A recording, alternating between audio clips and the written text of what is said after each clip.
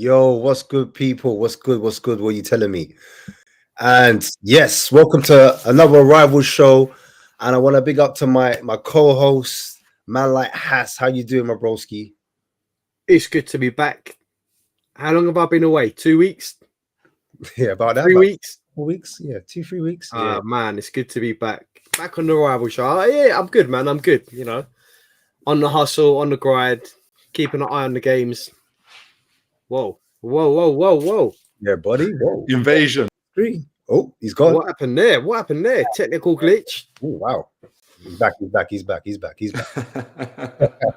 Well, since you're there, man, we might as well shout you out. What's going on, Two Tactics? How's life? Oh, all good. Living life to the full. Can't stop, won't stop. Thank you guys for inviting me onto the show. Always a privilege to be here. Let's talk football. Cool, man. And also billionaire blue bottle jobs. Well. What do we have here? How are you doing, Mr. Bottle Job? Yeah, you doing, Ash? Good. Yeah. Well, I'm not the best. I'm not 100%, but I'm here, man. We move, man. We move, man. Indeed. There's a few topics we want to get through, but we might as well big up the people in the chat because that's where it's at. And it says, big up, Ash has all coins. That's from _ Spurs _ Tinks is in the building as well. He said hit the like button. Tinks face is in there. Also, we've got Ben Kaufman, the coffee maker, the coffee king supreme. He says, evening, boys. Big up yourself. Brian Daigle. How about that, man? It's been a minute, man. We need to get you on, bro. Big up everyone in the chat and the guys on screen. Hope you're well. Much love. Big up Ashmatic and Hass, my brothers from others. Yes. So, there's so many ways we could start this. Chelsea and obviously Liverpool had a massive game. I'm not going to go straight into it because we've got a few guests coming on. So before we start that, I just want to start a little debate. And I'm going to talk about a certain Saka and Foden. Who is better, Saka versus Foden? And I'm going to start with my co-host. What do you reckon? Saka versus Foden? Talk to me, man. And guys in the chats, this is for you guys. It's an open debate. You know what? It's a difficult one because I said to you backstage, like, what context are we putting this in? Are we talking about now, current form? Are we talking about over the course of a season? Are we talking about even since they've broken through as professional players, like in the first team? So I'll let you put that forward to me. We're talking about this season specifically. So in the chat, guys, I want to know in the chat, specifically, I can't even say the word, specifically, who is better? Whoa, we got chicks there. What's going on? Sorry, didn't expect to see you here. All right,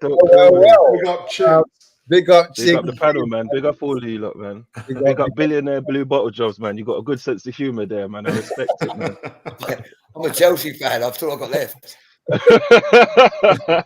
See, there's a reason why Chinks is called Phase. Man just phases in and out, you know. So, yeah, sorry, man. It's all good. It's all good. Camera issues.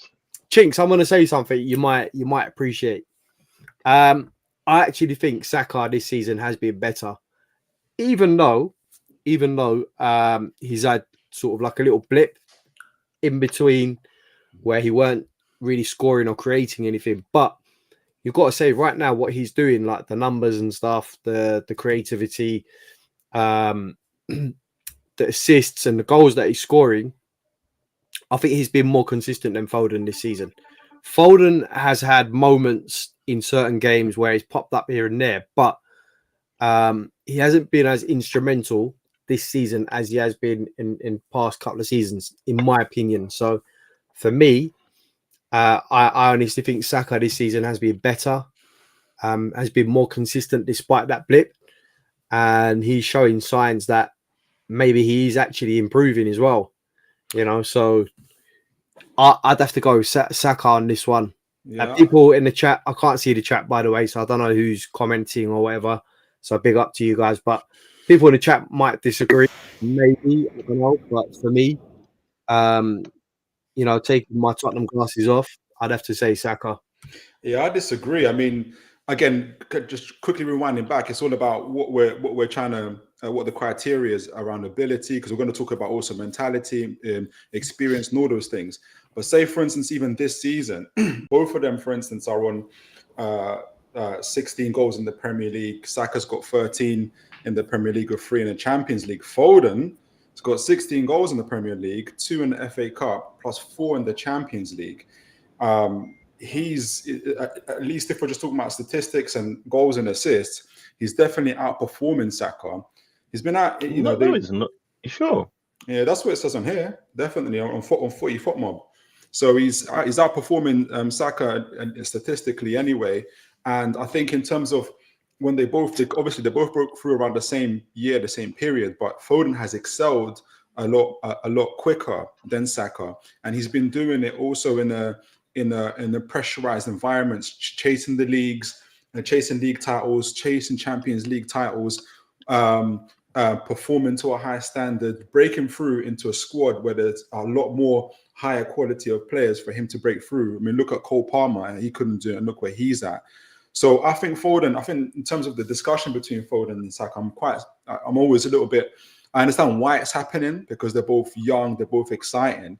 But if you just even dig into the stats, where they've been at, what they've achieved so far, Foden is leagues ahead. I think when we look back at Foden, we're looking at this season though, and again, I'm going to disagree with you because you're saying he's Saka was Foden. Saka was Foden, so it can be any season as far as I can see. But we can even do this season. No. Ash said this season. So what I'm saying, you're talking about statistics for this season. You're saying stats wise, they're quite similar, this, that, and the other. But one thing that can caveat that, right, is the fact that I'll give you an example. Haaland scored 5 goals against Luton Town last night, right?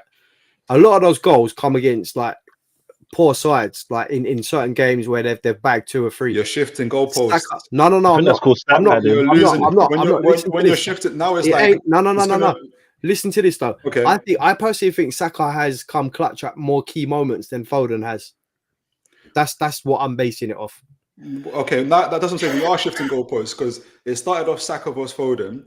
I give the statistics for the last 3-4 years. Then we're saying no, but this season. That weren't shifting the goalpost. He said this season. Foden is still outperforming him statistically this season. Then we're saying no, but now we're talking about clutch moments. Yes, like we're literally going through the various criterias now. We're going for clutch moments. You might as well just say Saka. But you brought up the stats though. I didn't bring up stats. No, because the question is, who's better, Saka versus Foden? You can do the eye test. Yeah, so the question wasn't who's got the better stats. The question was who's better this season. Come on now. That all feeds into it. You can have eye test and you can have stats. And if you're very good at what you're doing, you integrate the both of them in order to analyze the players objectively. He's moved the goalpost again. No, it's the same You're thing. telling me I was moving the goalpost. Why? Why is that moving the goalpost? No, the question is, you're Saka versus Foden.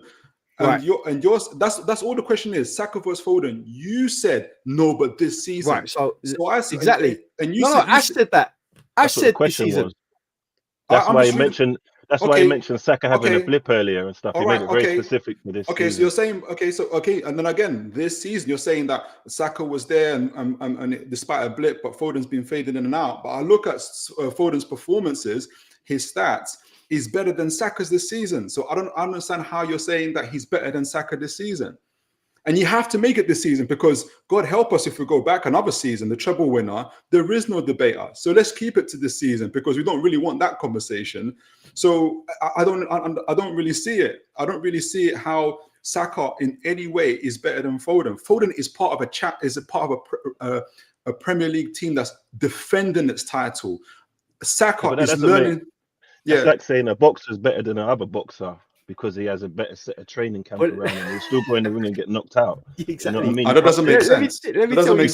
You can't take the team he's in and then use that to lift him up, and then take the team one's in and like Matt Letizia is better than. So that's what I'm saying is that in terms of mentality, Foden. That's not a tangible thing though. It's very tangible. But it's an opinion we have. Do you know what I mean? No, but because I could say that Foden wouldn't do what Saka did in a lesser team. That's my opinion. Mentally, he couldn't do it.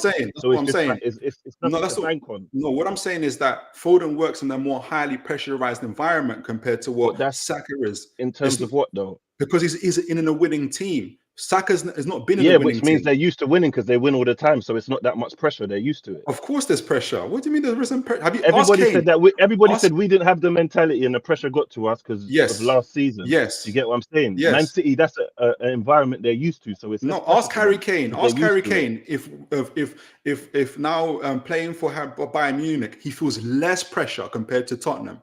He'll tell you, and he has said to you, it's much more pressure.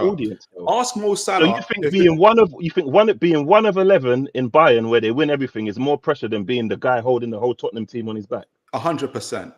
That's opinion, isn't it? It's not opinion. It's what winners tell you all the time. No, that's your opinion because I disagree, isn't it? No, I'm saying it can't be my opinion, but I'm telling you, players tell you this all the time. So it's like you're saying. Players say loads of stuff though. Ferdinand just said that Arteta would leave Arsenal for Man U. Is it more pressure? Okay, so is it more pressure then to play for Tottenham compared to Bayern Munich? You're taking it and you're separating it. It's relative.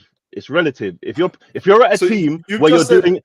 You just said that playing for Bayern Munich isn't as much pressure because they're winning all the time. I related it to your example of you're saying Tottenham aren't winning all the time. You're saying that Foden's playing in a higher pressurized environment. Yes, because he's at City, and you're saying because he's doing it at certain lengths. Yeah, but I'm saying that's an environment which they're all just used to. So, say for example, if you're going to put someone new into that's going to be a new environment, so it's going to be more pressure. You get what I'm saying? It's like someone a professional swimmer swimming in water, and someone who's never swum before. Who do you think it's going to be more pressure for? So who's the better swimmer then? What do you mean?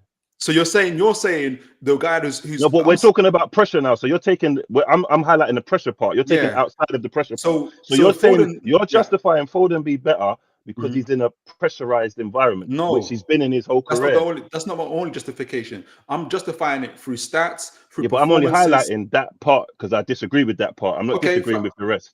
I think if you're number one, it's harder to maintain the crown than the person who's chasing the crown. That's why, for instance, you're talking about boxing, Floyd Mayweather gets rated higher than people that have never been champions because he's defended it for 15, 20 years. That's the person that you rate, the person who people always want to lose.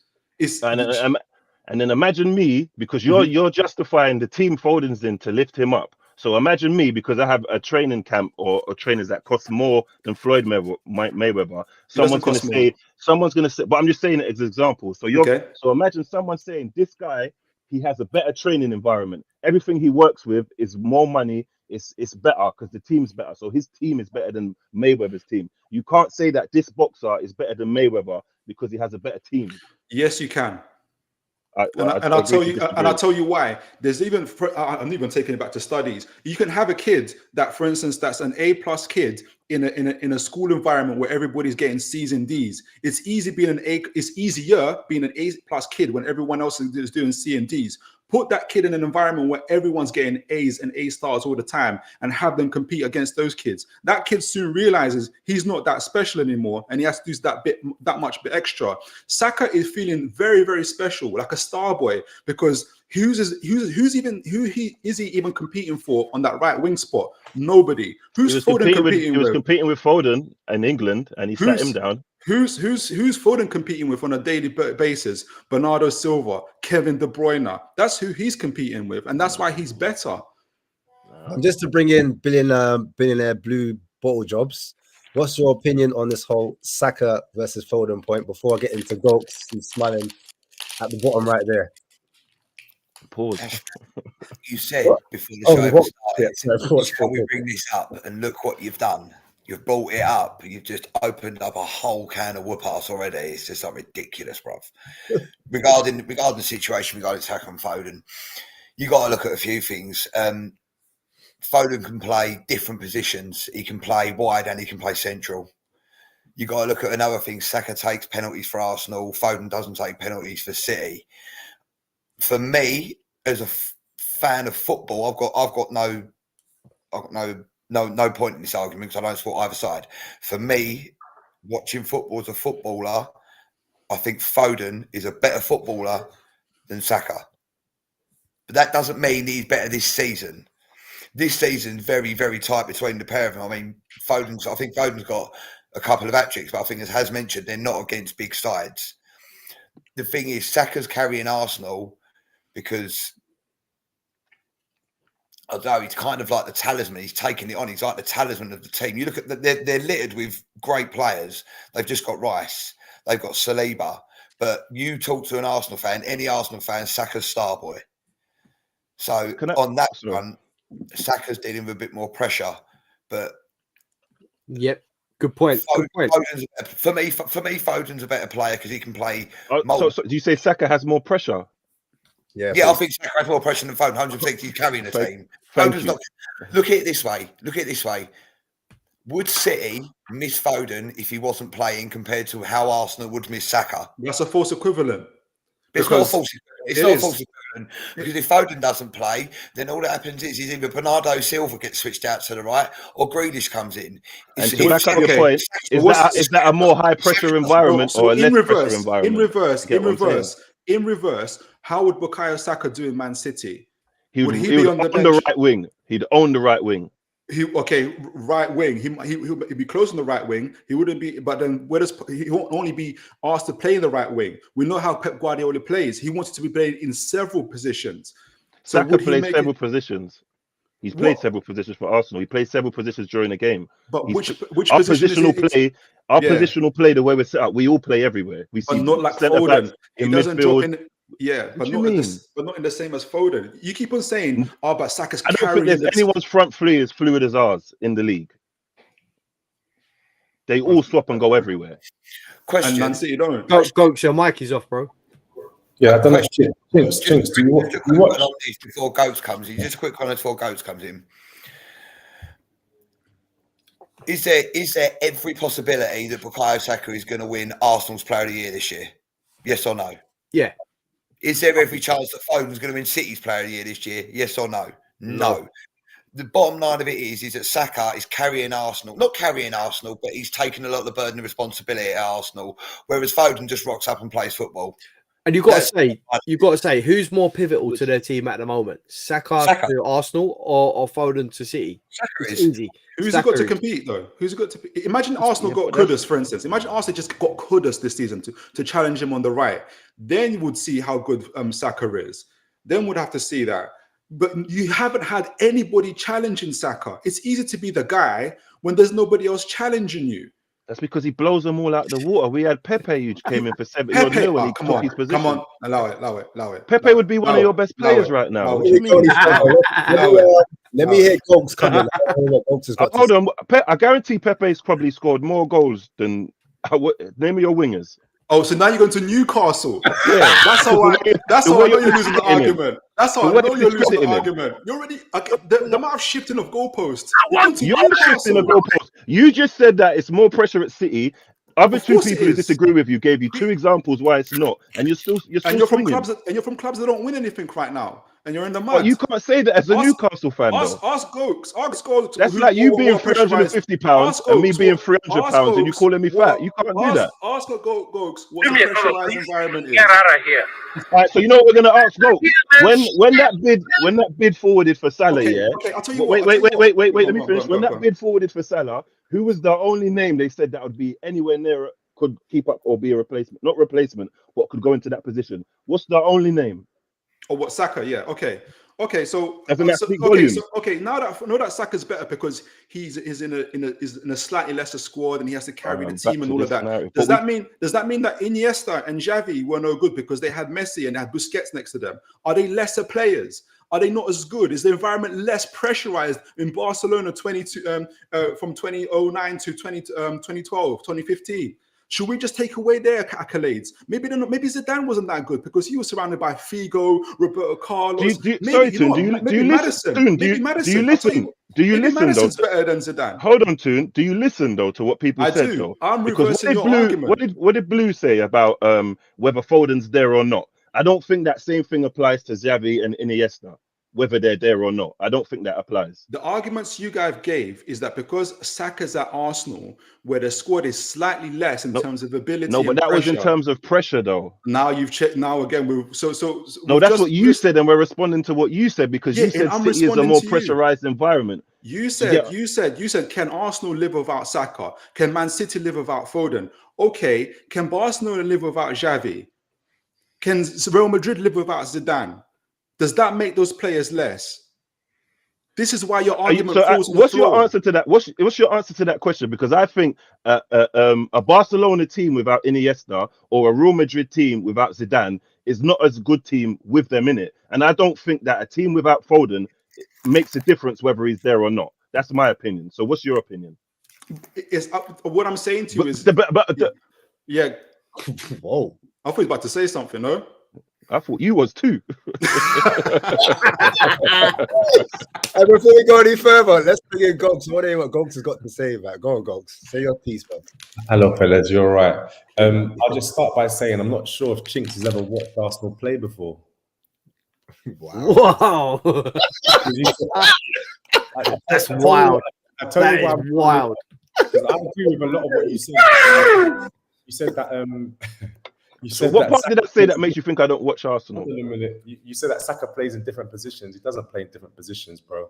He always plays on the right. Sometimes he drifts into the middle. I don't know if that's what you mean, but I mean, lots of footballers drift into the middle, but he always plays on the right. So could I just highlight, because I think this is an English thing now, yeah? Are we talking about this season or his entire path? Oh, bro, we're not talking about his entire life. We're back to this now. Maybe under this season. Maybe under sixes he played on the left, maybe. But I'm telling you, as long as let's take the last 3 years, yeah. Let's take the last 4 years. He's always played on the right, and he's so never... in the game he's 100% stuck to the right. He doesn't. There's not parts in the game when he drops back, he comes and he helps the fullback, and then he drops into the midfield, and then Odegaard goes out wide. There's not times when Ben White overlaps him, and then he goes into the center of the pitch.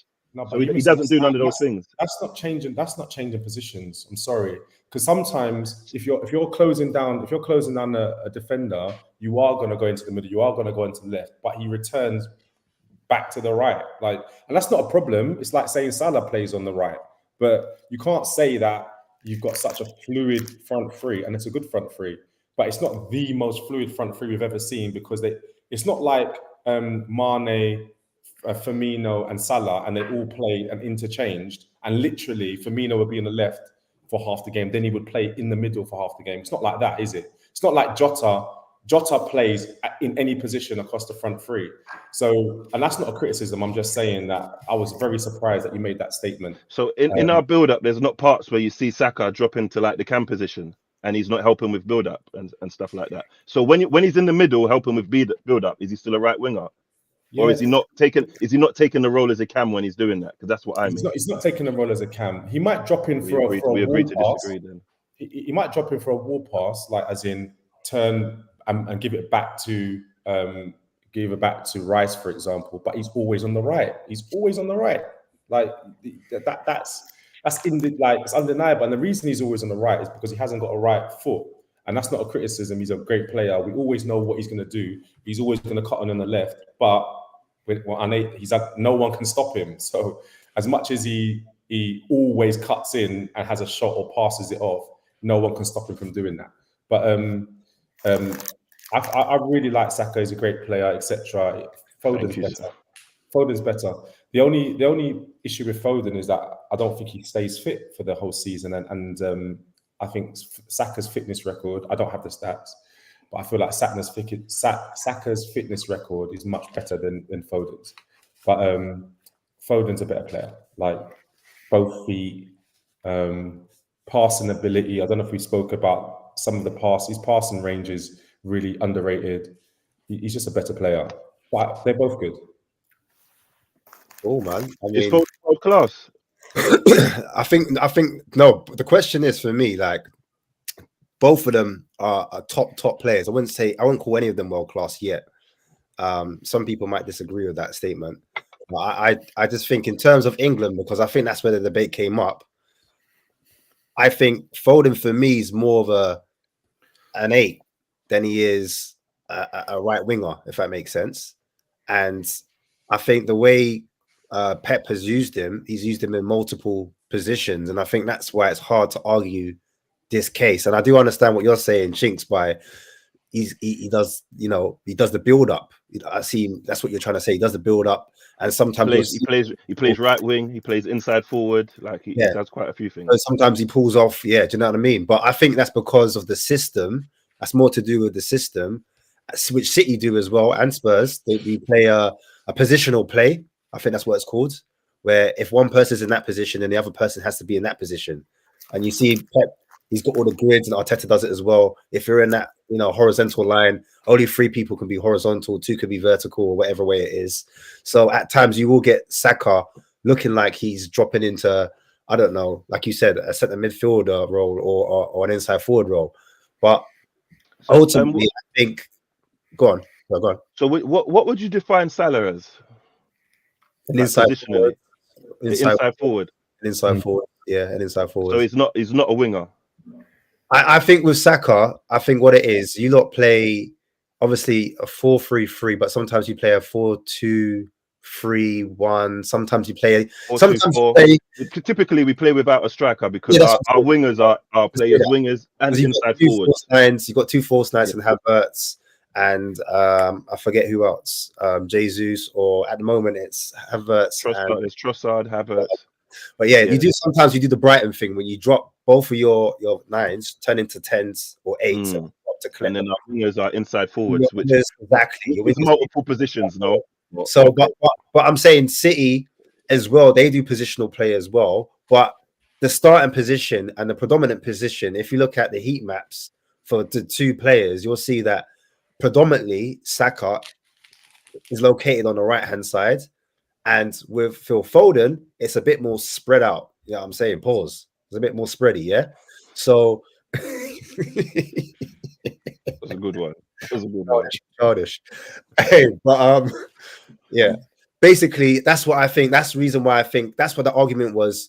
You can see Foden playing alongside KDB. The heat map's crazy. Saka's heat map's crazy. Yeah. So on that right...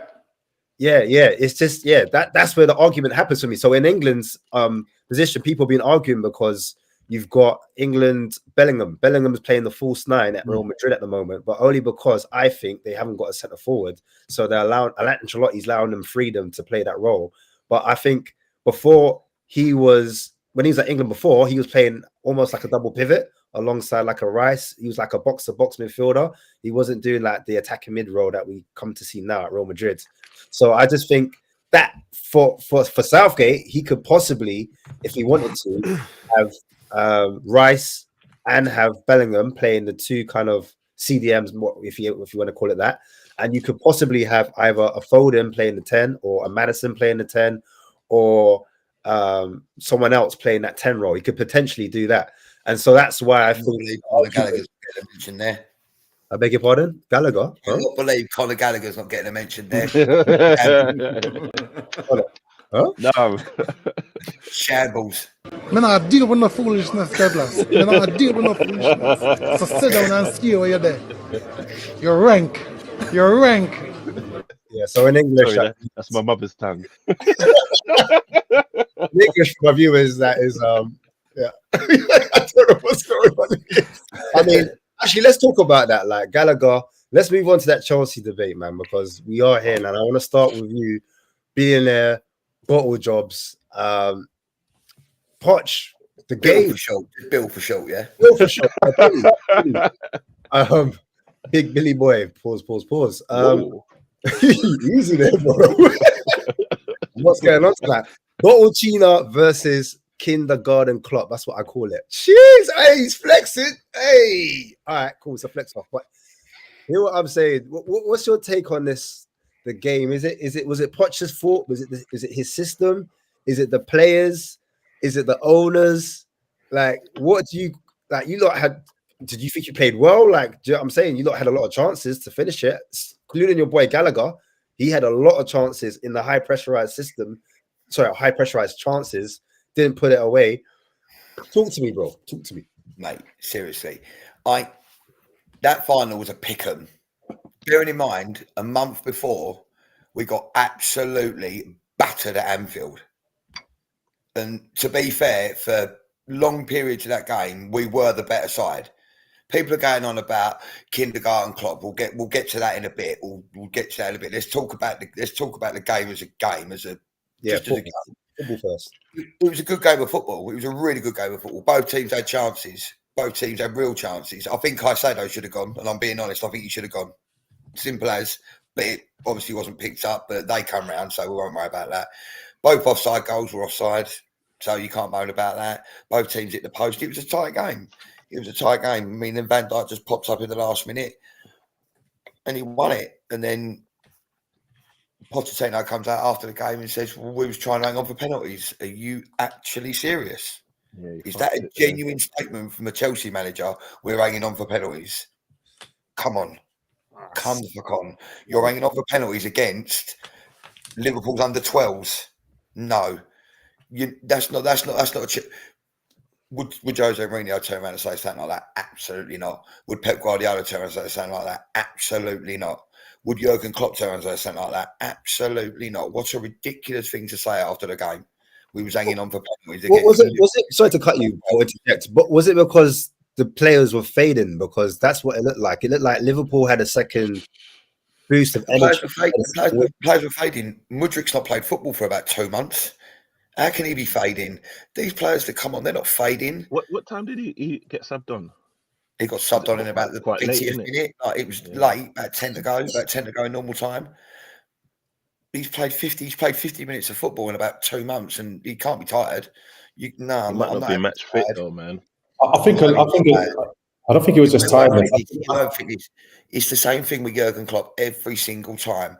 I'm not being funny. He could have subbed on Paddy Pimblett, and Paddy Pimblett probably would have done that. What he does is he motivates people, and that's why he's a top-level manager, because he stands there, and every single player that walks on the pitch, he goes, you're better than the person you're playing against. You're going to go out there, and you're going to be better than that person, and him, because I believe in you, and I've got faith in you. That's why he is a top-level manager. And Liverpool will miss him when he goes. I'm telling you now, they will miss him when he goes. Ooh, you think the drop-off would be crazy? Yeah, the drop-off would be crazy. Not crazy, but think about it. The guy after the guy never does well.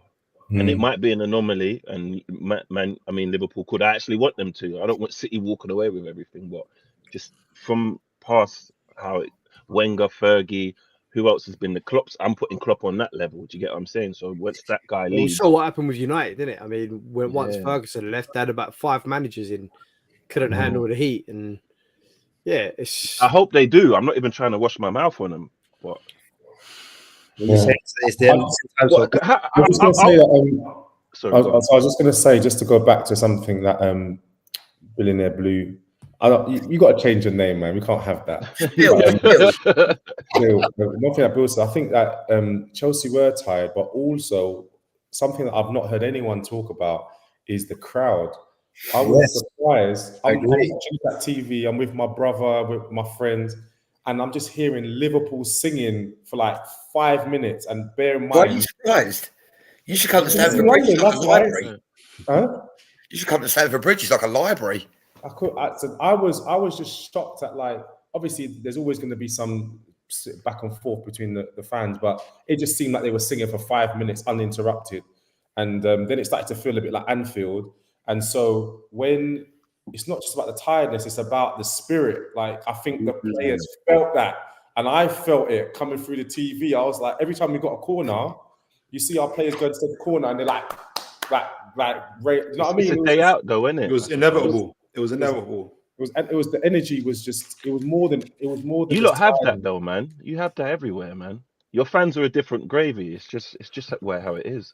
I think this year more so than others as well. Obviously, Klopp is leaving, so that's an extra incentive for the players and the fans as well, because the fans know it. So fans are going to be even more pumped, as well as the players feed off the fans. But you see, even Klopp, after tonight's game, he was going up there to the crowd. He was going bang, bang, bang, like that. Like he wants to win everything this season: FA Cup, Carabao, League, everything. Yeah. The thing that done me about all of that was with Klopp was as well.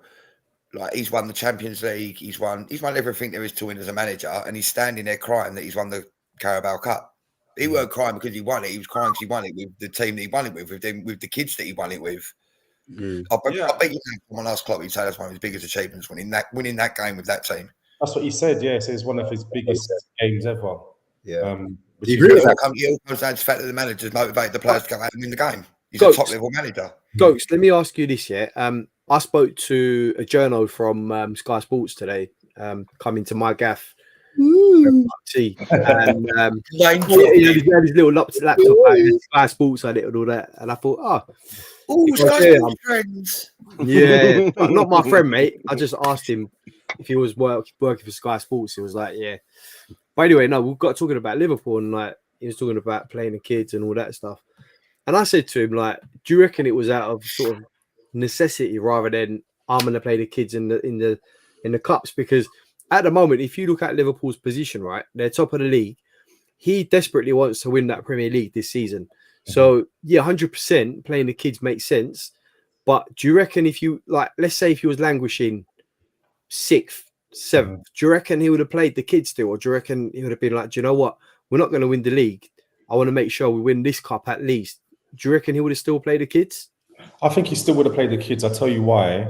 I saw some stat the other day. I'm not a statistician person at all, but I saw some stat that he's made the most substitutions out of any manager in the Premiership this season, and by far more than. And the distance between him and the next manager was like vast. He makes something like 4 substitutions per game. So he's got into that this season much more. And also, when he brought on the kids, and I say kids, I mean, you know, the Chelsea team were equivalent ages, but when he brought on the academy guys, I was sitting there thinking, why is he doing this now? It was about the 60-something minute, and he's taken off Connor Bradley, he's taken off, you know, our proper players, and he's bringing on these kids quite early in the second half, halfway through the second half. And I was just thinking, this is like, he just doesn't care, or he's thinking this game's gone. Like, it's almost like, you know, just throwing caution to the wind. But he had a plan, do you know what I mean? And it was all about energy and yeah, I think he would have done it either way, is what I'm saying. I actually think I've got some footage of the kids coming through right now. See if I can find it. Look at this wind up.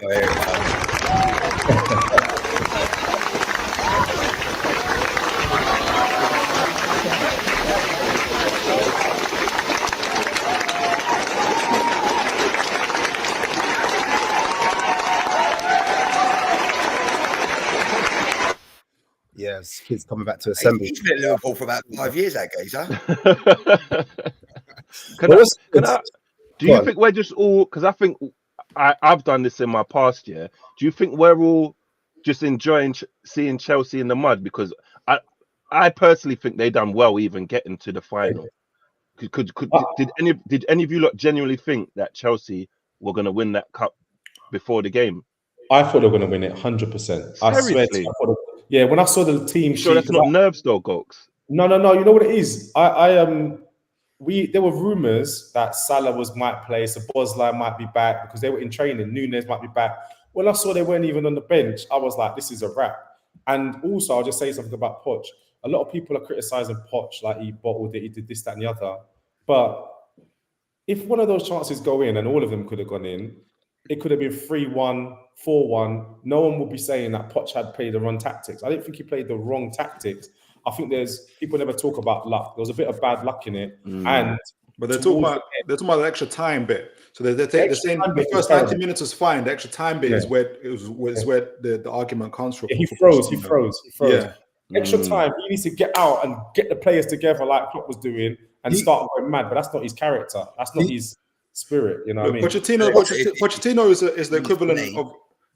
I think Pochettino is the equivalent of a modern day parent, one of those type of people that they don't want to teach their kids to read because it's going to stunt their imagination. So they wait till they're 7 years old, type of thing. That's what Poch reminds me of, and I think that's the difference. And that's when we're talking about when the crowds are being influenced or seeing it, that they're seeing Klopp, and then you can just see what he just emanates that, and everything that comes from that, from the crowd, from the players. Pochettino, not the same, and you can just see it. You can just see it in him. You can see, and people are saying he's, but the players, they respect him, they love him. Yeah, he's like that teacher that lets you come in whenever you want and chill and relax and leave school early. Of course, you like him. He's your favorite. He's your favorite guy. I bet you can't do that around Klopp. I bet you have to watch. I bet you have to watch what you're doing, but you still love him for it. So if that's the case, then why is he at Chelsea? Yeah, but you got to think about it this sorry. way, right? They're both at different phases at their respective clubs at the moment. Like Klopp's been there for how many years, Gokes? 6, 7 years? Almost coming up to 8 years now. Almost coming up to 8 years, right? Okay, so he's been there. He's almost got like legend status at the moment. He's won Champions League. He's won the Premier League after. In fact, he has got legend status. He's one of the greats there now. So the fans obviously resonate with everything that he does, and you can see that. Just but on Poch, that, but go on. Yeah, no, sorry. Let me just finish. Sorry. I was just going to say, like Poch, yeah, like he's gone there off the back of sort of having Spurs in his resume as well, and for some Chelsea fans, that still doesn't sit right. Am I right, Bill? Some Chelsea fans. I couldn't care who you couldn't, but I know some Chelsea fans absolutely don't. Because some Chelsea fans be really pissed off a bit, but would them Chelsea fans be pissed off when they signed Harry Kane in the summer? Probably not. Difference is, right, Klopp's gone there not having any affiliation with any rival clubs. Okay, so the minute he went there, it was like a breath of fresh air. This guy's come from Borussia Dortmund. They sing the same song as well as Liverpool. So there was like similarities there already. But with Poch, he's at a different phase at the moment. Like his team is doing crap. Okay, he's got a history with Tottenham, and I just think they're just two different times, like two different phases of where they are. So the recruitment is atrocious at Chelsea. Yeah, the recruitment is like at the moment is atrocious, but I honestly think they have some sort of plan at Chelsea where, you know, they sign these players up and they want to sort of integrate them over a few years, and they're there for the long term. Because let's be honest, right? If this was Chelsea of old, yeah, Poch would have been gone time ago. He would have been toast. Yeah, I've never seen a Chelsea been there. Period. Yeah, I've never seen a Chelsea team keep a manager this long after this many defeats in a season, and where you are in the league, right? So that in turn tells me, Bill, that there is some sort of plan in place, and like Poch can go and lose another 4 or 5 games this season, yeah. I don't think he'll get the sack. Yeah, there's a plan in place, but is it a good plan? We don't know that. I think we can see it's about it's a terrible plan. I think there's several plans that they've tried that hasn't worked. Tuchel warned them about what they were looking to do, which was strip the club, strip all the directors, strip all the players, and bring in all this stuff. Tuchel tried to warn them, but it didn't work out for him. They still didn't listen to him, and they kicked him out. They got a guy who's willing to take on their plan, because they would have told them in advance, Poch, we're gonna literally sell half the squad, more than half the squad, bring in an entire new brigade of under 20, under 15-year-olds in, and you're gonna manage them. We're gonna follow an RB Salzburg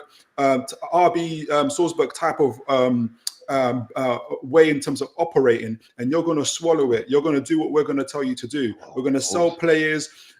Yes, we're going to say we want to win things because we're Chelsea. We have to say those things, but you're going to do as we say, and that's what Pochettino's doing. And at the end of the day, every team reflects their manager. And at the moment, Chelsea's sitting 11th place, bottling extra times. It's their manager. It's who Pochettino is, and that's why they're angry with him. And so that's where it's at the moment for them. They've got poor directors. Todd Bowley doesn't know what he's doing. And the worst thing about it is that he thinks he does know, and he wants to tell everybody else, this is how we're going to do things, and it's going to work. You know, the funniest thing about it is you're talking about the recruitment. You know, Chelsea paid £50 million for the recruitment team. Wow, you know what it is? It's the message though, because you see Gokes, I heard this a while ago, that like Klopp looks at like who you are as a person, like is a specific profile he likes. Like you got to be a family man, you've got to have certain traits, right? And I noticed Edu said this in the game before Newcastle. He said he looks at what the players transmit, who we buy. And when I think about it, I don't think that Chelsea have that. Like because when you see, like even though Klopp was bringing on youngsters, they're blooded through the system, so they all sing from the same hymn sheet and they have the same morals and principles, and they'll all die and run into a brick wall for him and work. And I honestly don't. Yeah, you saw that tonight. I don't know if you guys watched the game tonight, but you saw that tonight with how they were closing and like they were really ferocious and so on. I've got a question for Bill. This is a very specific question. Why does Nkunku is that his name? Nkunku. Baller, why does he not start for you guys? Because I don't watch Chelsea that much, to be honest, yeah. But I think Jackson's terrible, but that's just my personal opinion. He reminds me of Nunes, but a much worse version of Nunes. But anyway, what's your thoughts? Why does he not start? Because he was prolific in the Bundesliga, and he looked sharp the time that we played you before when he scored. Even though we were all over you that game, that he was the one shining light. What's your thoughts on him leading the Chelsea line? And do you prefer him coming off the bench, or what's your thoughts? It's too hard to tell. We ain't seen enough of him. I mean, I watched him in Germany, and he was great in Germany. He's always looked good for France. I don't know. Is he fit though, Bill? I thought he had a serious injury. Now. He got injured in the Carabao Cup final. Oh, wow. So before that, he had a serious injury though, didn't he? He had a really bad knee injury, which I don't think he come back from properly. Yeah. Then it reoccurred again, and now he's got injured again in the Carabao Cup final. Yeah, we've nicknamed him Darren Anderton down at Chelsea. Regarding him playing, I mean, yeah, why not have him at the top? Why not have him up the front? For me, I think Nkunku's like he's a winger. Like, not really a striker. He's not like a full striker. He's like a supporting striker, if that makes sense. So that's the reason why. Back to Gokes' point, though. I think he's better than whoever else they play up top in that. Do you know what I mean? Yeah, I mean, Jackson. Yeah, Jackson actually linked up well. I felt with. He did. Yeah. But with I mean, before that game, he linked up well with Cole Palmer. I can't remember what game it was, but I think it was the game before. Like Jackson didn't actually score, but between him and Palmer, I think it was Man City. Was it Man City? They linked up. It was Luton when Jackson spun the defender on the halfway line and then played Cole Palmer in. That's what I'm saying. I think I already know the answer to this year, Ash. Yeah, but why don't you defend Jesus like this, man? It always comes back to Arsenal, doesn't it? Sorry. You know, I'm in a WhatsApp group with him, and he just laughs us all the time. So.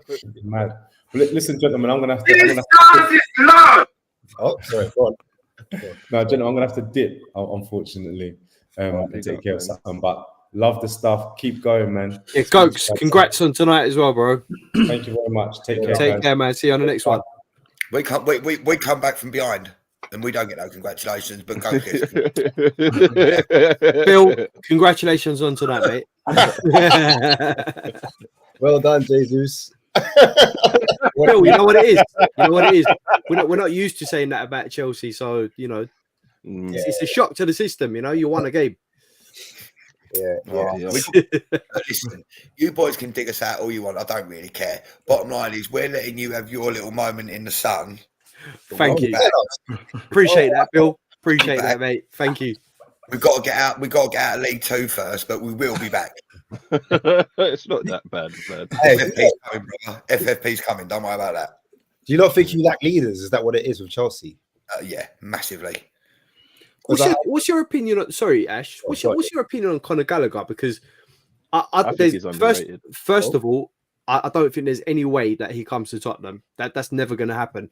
But as a player, I've seen some people say he's not good for Spurs, this, that, and the other. I think that's just ridiculous. Like, to say that he's not good enough for Spurs. Like, I think he's a great player. He's a scapegoat. If you remember when Sky done player cam years ago when they'd follow the player around the pitch. If they'd done that on Conor Gallagher, the cameraman would get tired because the geezer don't stop running. Yeah, exactly. The Palace game when he scored 2 in the Palace game, won 3-1 away at Palace. He run 13K in 90 minutes. That is an absolute joke. That's a marathon. Like 13K in 90 minutes. He's so good. I've seen some of our fans say he wouldn't get into our midfield. Like, I just think to myself, how? Like, is he better than Højbjerg? I know positionally they're different, but I mean, effectively they're all midfielders, right? So it'd get over Højbjerg, it'd get over Skip. Hell, he'd even get over probably Sarr as well. I would say Sarr. At this current moment in time, I'm saying. I just think he's a really hard-working. I think Sarr's really hard-working. I think Sarr he is, but what I'm saying, Sarr is still young. I think Sarr has a higher ceiling, maybe. I think Skip's still. I mean, not Skip. Gallagher's only 23. young as well. 23, yeah. Gallagher's Who? Gallagher's 23. I don't know, man. I think it's to do with what people value and how they see football nowadays. Because nowadays, whenever I hear and them understanding who Gallagher is, I think when I hear criticisms of Gallagher, they're always trying to talk about like the techers, the technique, and all of this stuff. And it seems like people are looking for like almost FIFA type of footballers all the time, and they don't understand this. Players like Gallagher, in terms of their energy, their hard work, their press, commitment, their commitment. When Pochettino sees that. But they're asking him also to be a fish that walks on land. So they want him to almost be like a Maddison or a Ødegaard and try and score and do these Freddie through balls. That's not Gallagher. Stop asking Gallagher to do those stuff. The best people to come to compare him is professional midfielders of a similar profile. So, for instance, for my team, I'll compare him to a Joe Linton type of thing, a destroyer, an enforcer, making his presence felt. Is he doing those things? 100%. Yes. So when people are saying, "Oh, he's not good enough," when they always point to, but he's through balls, he's breaking, like trying to make him sound like Iniesta. He's not Iniesta. He's Gallagher. And he's a different type of central midfielder. So I think it's more to do with how people perceive football and what they see nowadays, to be honest. But you know what it is also too? It's like, it's the name as well. Like, the people look at the name, it's like, oh, it's a Gallagher. It's not an Enzo or whatever. Okay, yeah. It's a foreign name that people sort of are used to in the Premier League. Yeah. Oh, it's Gallagher. Like, he's all right, but it's Gallagher, you know what I mean? So I think that's... If you used to sit down with any Chelsea fan and say to them, who's been the best midfielder of the club this season? Conor Gallagher by a very, very, very long way. By a country mile, mate.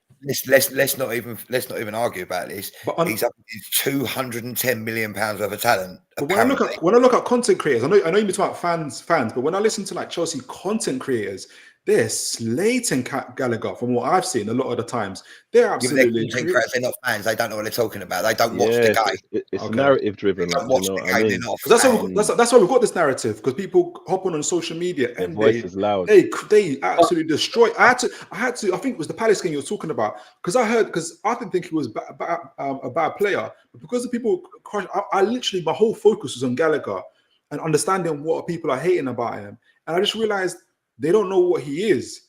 He's not Ødegaard, like I said. He's not all those other players, and they want him to be an Ødegaard. They want him to be a Maddison. He's not those players, but he's those players that allow Ødegaard and Maddison to be Ødegaard and Maddison. Because I guarantee you, if his name was Alessandro Galagino or whatever it is, it would be, people would be like, oh, yeah, he's a sick player, this, that, and the other. I guarantee you 100%. There is that goes on. Like, to be an Englishman, right, you have to be really far out, like as a inability wise, you know, like your Fodens and this, that, and the other, to get any sort of credit. It's like when I said that this year Anthony Gordon's better than Martinelli. People were laughing, but he's better than I. Look at Chinky's face. Statistically, I think you're right, though. Statistically, I think you're right. I can't really. You got to understand Conor Gallagher as well. I don't know if you've watched it. There's a thing on Amazon Prime about him. It's a little 25-minute documentary about him, about his time at Chelsea, and he was one game away from being sold by Chelsea. Oh, I've seen that. Really good. He said he's had to fight so hard to get back in the Chelsea side, and the fact that he's now good enough to be a Chelsea captain, which I think he is. Yeah. I don't think James should be Chelsea captain. I think Gallagher should be Chelsea captain. His story is amazing. Was it the one with his brothers? Yeah, they're all footballers. One of them manages in the Vanarama League. Rains Park. And, he manages Rains Park. And another one I think plays. I think he plays for Dorking. That Mark Gaze, you know, that nutty bunch of amateurs on YouTube. Yeah. I saw that. That's brilliant. That. Yeah. For anyone that hasn't seen it, watch it. It's on. Is it on BT Sport? No, it's on Amazon. Sorry, Amazon. Yeah. I watched it on TV as well. I think a couple of weeks ago. It's really good. Have a little watch. And I think the stats that back up what he's good at are not the most attractive stats, so they just get overlooked and ignored. Because I'm not an I think there's eye test and then stats back up eye test to a part. So if you watch him play and you're saying he's crap, you haven't watched the whole game. You probably watched highlights of like a chart. And when you hear the criticisms, he just runs around. Have you seen midfielders that don't run around? Do you know where they are? At the bottom of the table, my brother. So it's just undervalued, but so. Just to say they don't like him. If they was all like him, we'd probably be in around it. But that's the thing. He's the only one that puts the shirt on and gives a toss. But that's like I agree with what you were saying, Toon, about like when you was comparing players, right? Joe Linton, because it's no coincidence. Joe Linton's been injured. Like you guys have been quite poor since he's been out. Yes, and he was that sort of glue in the midfield. Absolutely. That Him together with Guimaraes in that midfield, like works really well. Two Brazilians, 100%. absolutely like working with each other. Two really hard-working midfielders, and when Joe Linton was injured, like I said, it's no coincidence Chelsea started going like that. But Newcastle. Yeah, it just shows you like hard work, commitment, passion. All those things go hand in hand in making a team, work as a unit. 100%. You know what it is for me? He's aight. Like that. Like I've watched him a few times, and I'm like, is he gonna take Spurs to that next level? If that makes sense. So that's for Spurs. Sorry. Yeah. So that's the type of player I was looking at. Like he's a good player. Don't get me wrong, and I do agree in terms of tenacity, in terms of energy, in terms of like character. Like I think he's got the right character, the right mentality of a player, and that's why Bill's probably saying, like, as a leader, he reckons he should be captain because he amplifies that. Do you know what I mean? That at Spurs. This is what Conor Gallagher don't get enough credit for. A lot of people try and say, yeah, he all does his runs. He runs and he tackles. He runs and he tackles. He runs and he tackles. Like he's got more to his game than that. When you actually watch him, he can pass the ball. He is very good going forward. I mean, he's got 4 in his last 3 games. He's very good going forward as well. If you give him that license, when he was on loan at Charlton, when he was on loan at Palace, like he scores goals. He can score goals from that number 10. I think if you play Conor Gallagher in a 10, he'd easily be double goals and assists in a season. If you he does like 10. a goal. Gallagher at 10. I don't think he should be at the 10. No way. He done it for Palace. Yeah, that's Palace. That's Palace. It's not. No way. You know what? I think what you're saying. He could do it, but you'd need someone more consistent. He doesn't have the touch. He doesn't have the ability, the close control, for instance, of a Foden. We spoke about him earlier. Of a Ødegaard, for instance, again to do that. He doesn't have that. I think for Palace, the way they play, because they played on the back foot and they were a counter-attacking team.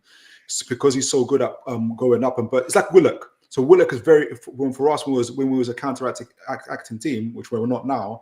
He was very good for us because of his ability to run in late into the box. And it looks like Gallagher's a number 10 or Willock's a number 10 when he's doing that and scoring goals, running into the box. But he's not a 10. He's just a box-to-box midfielder who can crash into the box. Yeah, he's not a number 10 in that sense. Yeah. I think you'd be surprised if he played the full season now. I think you'd be surprised. You'll be surprised just how badly you're doing it if you play him in the 10. I guarantee you. I personally think Cole Palmer is a better 10. 100%. Yeah, Cole Palmer is obviously Gallagher. And I feel like Gallagher is a man of many trades, if that makes sense. So he can do the passing, he can do the getting into the box, he can defend, he can. Do you know what I'm saying? He can do. Let me ask you this, right? Joe Linton. I mean, Conor Gallagher, right? Everyone's saying he should be Chelsea captain. He has been Chelsea captain and everything else.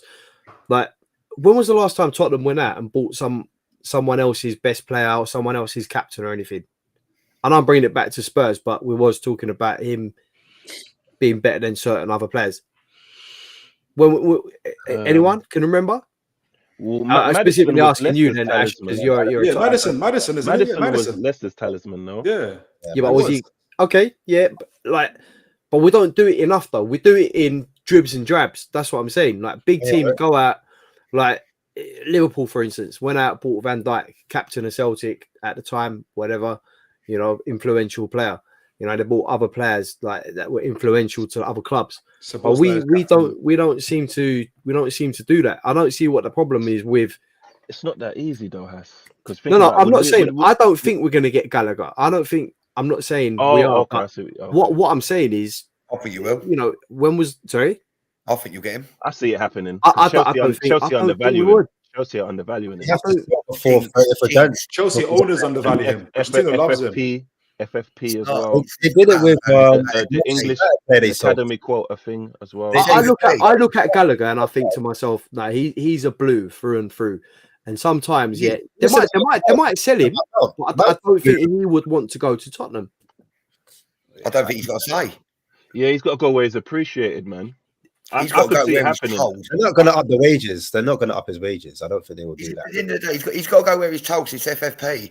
If Tottenham come in and say, if Tottenham come in and Chelsea go, oh, we've had a £50 million bid for Conor Gallagher, then Newcastle rock up with 60, and then Real Madrid rock up with 90. I'm not saying it's happened. It's like, obviously, hypothetically speaking, he's going to go where Chelsea get the most money because it's all profit. It don't matter. It don't matter where he goes to. He could go to Arsenal. If he was to go to Spurs, then okay, let's say hypothetically he's gone to Spurs. Would he start, and B, whose place would he take at Tottenham? And C, because I agree, he's not a 10. I don't think he's a 10. He's very hard working. I see him as more of an 8, if I'm being honest. He's an 8. He's an 8. He is an 8. He's an 8. He's an box to box. Box to box. On the double pivot of So who does he get in front of then? The only thing is, it has to be Sarr. Sarr has to come out. But I just think it's depth as well. Yeah, depth. No, yeah, it's depth. I like in terms of squad building. Like you take Conor Gallagher off that. I think that he definitely improves the squad. Then that's no disrespect, but that's how far Chelsea have fallen. If Chelsea's best player is a squad player for Tottenham, that's how far Chelsea have fallen. No, not like squad player like that, but you know that whole thing. You don't buy because he could get into the Spurs first team. Are we all saying he couldn't get into the Spurs? I think he could. I think we're split. I personally think Sarr should start ahead of him, and then Has thinks that he could. So it's split, and that's a good debate to have. It's a good problem to have as a manager. That's the point. Because you don't buy depth, you buy first team players, and it creates depth. Did you get what I mean? Yeah. He's underrated. And can I ask another question? Because I saw this somewhere. Yeah, what's the right back you have called? Is it Gusto? Chelsea. Gusto. What's your viewpoint? Because I saw that a Chelsea fan the other day was saying that he's done well because no one cares about Reece James no more. And I heard you mention his name before. He had a massive injury though, and he's just come back from a massive injury. Was it, or was it suspended? He did, and he got a hamstring after a game. Or something like that, yeah. I think he's a good player. I think he's a good, solid player. I would rather Chelsea cash in on Reece James than Conor Gallagher, and keep Malo, because Malo Gusto is sensational as a right back. He's done all right. Yeah, he's done all right. Yeah, I was looking at everything Reece James has got. He's got everything he's got. Okay, good. Maybe it's the goal scoring because James chipped in with goals. He hasn't got that. But the way, especially with Reece James' injury record, I'd cash in on Reece James and keep Conor Gallagher all day long. Guys, do you think Arsenal sitting in third benefits them because they've got less pressure compared to last season? Now, last season they were obviously they were leading at the top, and then obviously they fell at the end. Does anyone think they're in a position here, third, sitting behind the top two? They're in a more less pressurized system, going back to that kind of Foden, Saka pressure. Do you know what I'm saying? Do you think it suits Arsenal more to be in this position? This is a question about that. I think personally they've got more experience from what happened last season, which they're now using as fuel and a valuable experience for this season. Okay, so it's made them better for this season. I think. I mean, look, the fact that they're sitting third is irrelevant because there's only three or 4 points separating each one. You know, a win and a loss for any one of those can change the whole outlook of first to third, if you know what I mean. So I think all three of those teams, I think out of those three teams, the most pressure for me, I think will be on Liverpool because they're the ones sitting at the top at the moment. Under pressure to now win the league because Klopp's leaving at the end of the season. And, I just think it's more pressure on them. With City's expected to win it every season, okay? And Arsenal, well, you've got Liverpool and City above them. So really, what's the expectations on Arsenal winning it? I think with Liverpool, I think the Cup's actually galvanized their team. I think them having the win has given them an extra boost, in my opinion. And I feel like even this FA Cup win as well, on top of that, you can see the performances are now going to pick up. Before it was doom and gloom. How are they going to get over it? These injuries to Salah, to Szoboszlai, to Gakpo even. And that I don't know what you guys think about that Casado challenge as well. I don't know if you thought it was a red card, but yeah.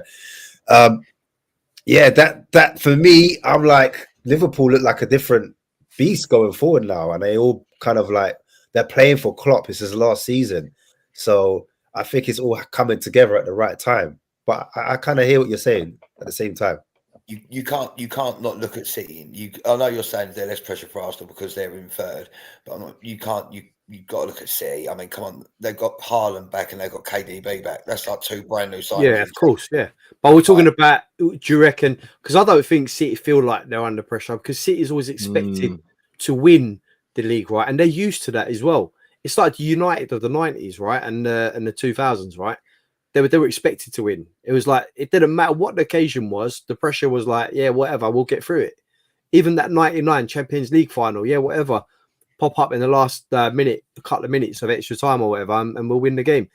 You know, it was always expected of them. But for Liverpool, I just think like with Klopp going at the end of the season, it's a big deal. It's a massive thing that he's going. You know, it could change the whole, you know, outlook of their team. It could change everything, because that guy, he's instilled a belief, he's instilled a philosophy, he's instilled a lot of things, not just in the team, but in Liverpool, as in Liverpool. You know what I mean? He's synonymous with Liverpool. So when he's going now, you know, I'm sure that everyone at Liverpool wants and expects him to win that league now, because they're in such a good position. So I think all the pressure is going to be on them.